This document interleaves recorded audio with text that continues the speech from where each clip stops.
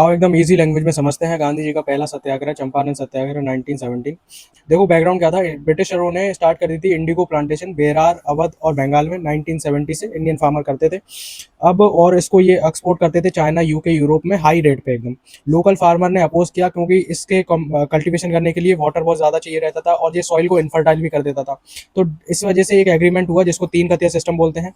Farmer को grow करना ही पड़ेगा इंडिगो अपने लैंड पे के 3/20 पार पे।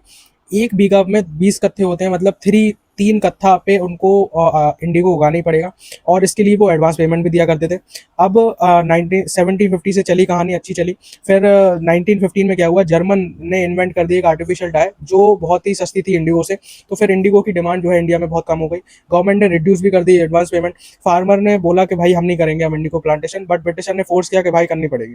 फिर वो गांधी जी ने उसी टाइम पे स्टैब्लिश किया था साबरमती आश्रम 1915 में, अहमदाबाद में, गुजरात में। जो लोकल्स थे चंपारण के वो पहुंचे उधर पे कि भाई आप लोग इंटू करो इस मैटर में। गांधी जी ने एक टीम बनाई और चंपारण पहुंचे बिहार 10 अप्रैल 1917 में। उन्होंने एक सिग्नेचर कैंपेन लॉन्च किया विद इस टीम कि वो सर्वे करो अबाउट के भाई मैटर है क्या। बट इसी के चलते गांधी जी को अरेस्ट भी कर लिया जाता है। फिर 18 अप्रैल 1917 को मोतिहारी कोर्ट में इनको पेश किया जाता है। गांधी जी आपको पता ही है सत्य के रास्ते पे चल के उन्होंने प्लीड किया कि हाँ वो हम गिल्टी हैं।